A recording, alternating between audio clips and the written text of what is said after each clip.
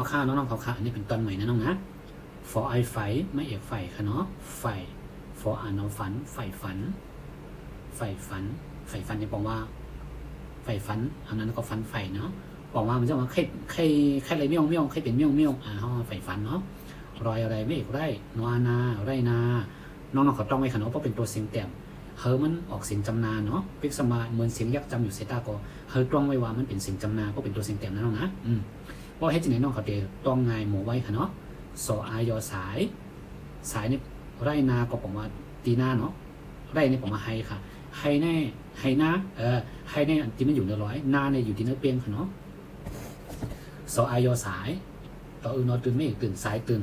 สายตื่นสายก็มันลุกลาค่ะ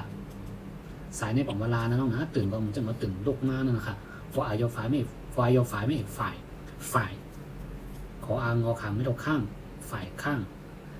มันจะมาภายต่อภายนั่นเนาะฝ่ายนั่นไงฝ่ายนี่อะไรนั่นนะเนาะเหมือนการไต้เอาค่ะฝ่ายเฮข้างเลยเนาะขอวอยไว้ไม่โทรไหวค่ะ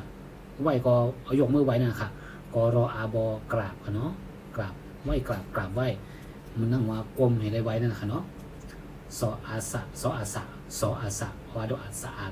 าดก็มดเสือค่ะสอไอใสในของมันเสือดีค่ะเนาะตัวไอไตออกเสียงยากจำหนังน้องของค่ะเพราะเป็นตัวเสียงกลางออกเสียงยากจำนะตัวไอไตก็เป็นกล้ามแก้วก็เต๋อนั่นแหละค่ะตัวอาบอตับค่ะตับก็เป็นตับค่ะเนาะขอไอไข่ไม่ไข่ค่ะไข่ไก่ค่ะเนาะกอยไก่ไม่ไก่ไข่ไก่ปอมปอมไม่ถูกป้อมค่ะคออายอคายไม่เอกค่ายค่ะป้อมค่ายนอกเขาจำหันค่ะเพราะเป็นตัวเสียงกลางออกเสียงจำเต๋อเนาะป้อมเนาะคออายอคายอันนี้เป็นไม่เอกของน้องของค่ะ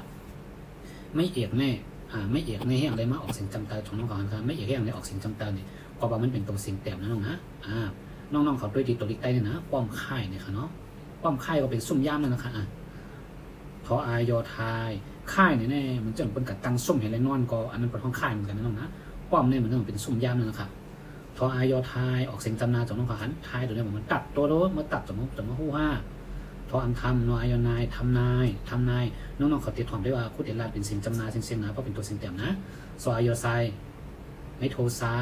ยนี่หมายถึงว่าออกเสียงจำนายอยู่จังเคยจำตานะน้องนะซ้ายไผ่ไส้ค่ะเนาะขออาวอขวาขอวออาขวาขวาไผ่ขวาค่ะเนาะรออูดอลวดรอตาลวดตาหมายถึงว่ามันเป็นเรียกค่ะเนาะมันเป็นตาเหมือนจะเป็นพอกันมันคังมาคังแมวเนาะเป็นห้องลวดตาค่ะที่เนาะ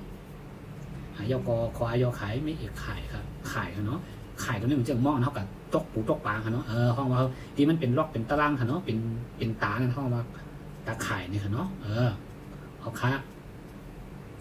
น้องๆเขาต้องมาตั้งเสียงค่ะเพราะว่าซื้อปลาเพี้ยนนี่ค่ะเนาะเพราะว่าซื้อปลาเพี้ยนน้องเขาเห็นฟี่ๆนั่นเนี่ยมันจับไก่กันนั่นค่ะเนาะว่าซื้อเนาะก็ว่าแล้วอันเป็นจันมาสอนปันนั่นเองค่ะเนาะอันเป็นจันในเตียนน้องๆเขาซื้อปลาเพี้ยนนั่นค่ะเนาะอันนั้นน้องเขาเตรียมเลยซอกหาววิดีโออยากเพราะน้องๆเขาก็เลยว่าใครซื้อค่ะเห็นฟี่ๆก็เห็นตีนอันลงปันตัดสินเนาะเพราะว่าวันเดียวได้ลงปันก็เขาน้องๆเขาพอกันเห็นตีใน YouTube ก็ไลน์เนาะนั่นก็ไลน์ด้วยนั่นเองนะน้องนะเอาค่ะมาส่งค่ะเพราะว่าใครเลยปลาเพี้ยนมันเนี่ยก็มีทั้งจันเงาจันหนึ่งจันสองจันสามจันสี่จันห้าจันหกนะน้องนะอ๋อค่ะ